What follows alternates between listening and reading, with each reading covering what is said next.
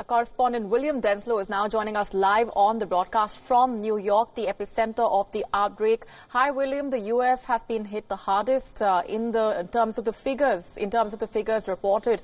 Tell us more about how the country is dealing with the crisis presently.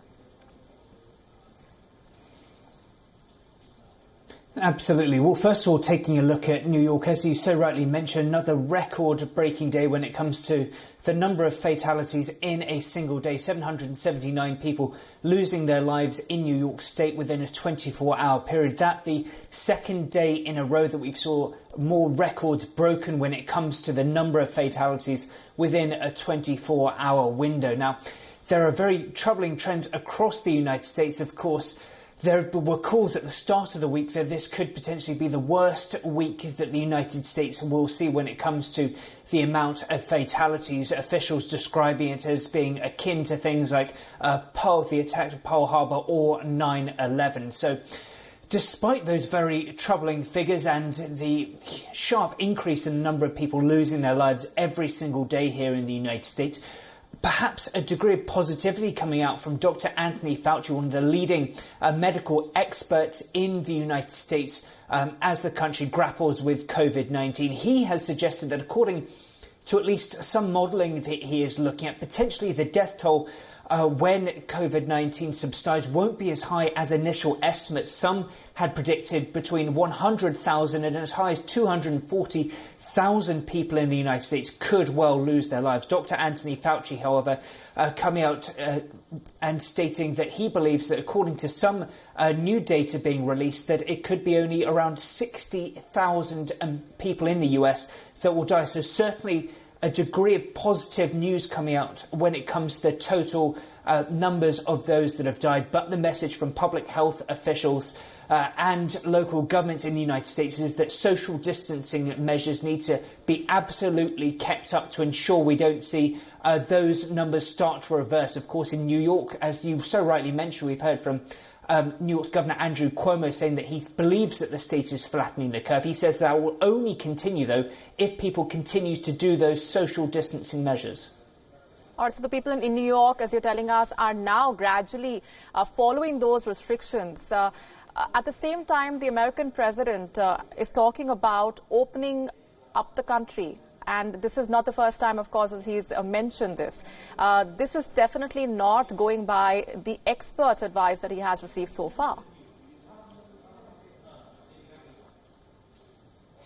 That's right. And we've also heard from the US Treasury Secretary, Steven Mnuchin, who says that he believes that it's quite likely that the US economy, or at least certain parts of the US economy, will begin to really open up in earnest next month. Now, here in New York, of course, we've seen these stay-at-home measures being extended until the end of this month at least. And the message from Andrew Cuomo, the state's governor, is that he will not make any kind of decisions when it comes to the economy versus the weight of risking losing lives. He did, however, say that there was a potential for even hard-hit places like New York to gradually begin opening up the economy in the future. So certainly looking at least into next month, potentially beyond, not giving any kind of time frame as of yet. But he says that the key message is that the economy can only start to really begin opening up in places like New York if there is more testing. He says that if people are tested on a more frequent basis, then they could know their status when it comes to COVID-19, positive or negative, and then based on those tests, then they can start making decisions on whether they could, in some capacity, begin going back to work. But the message is that unless this testing becomes far wider spread, when people know their status regarding whether they're asymptomatic, whether they have COVID-19 or not, then it's very difficult to make those proceedings. He says until then, people just need to stay at home as much as possible, keep hunkering down to keep flattening this curve. Right, and a huge concern when it comes to the safety of those fighting on the front lines, William, given that the U.S. national stockpile is now nearly dry. 90% of the stockpile has now been utilized, and PPE units are now fast running out. That's right, it's a huge concern, especially here in New York. We heard from the Mayor of New York City, Bill de Blasio, speaking last week, who said that he believed that last Sunday was potentially D-Day when it came to medical supplies. He then said that more crucial ventilators as well as PPE was released to New York. He then pushed that potential date of things like personal protective equipment running out to Tuesday and Wednesday, so this week at the moment. That, however, was then again pushed back as more supplies kept flooding into New York. Of course, we've seen the New York Governor Andrew Cuomo release what's described as a surge and flex, which means that the state now has the ability via an executive order to take certain capacities from other hospitals, things like ventilators, from places like private hospitals that might not see the same burdening of cases as elsewhere in the state, and move them around to try and redistribute resources. Now, he said that is having a huge impact. Also, when it comes to the rate of hospitalizations, there are indications that is dropping dramatically from the last status check.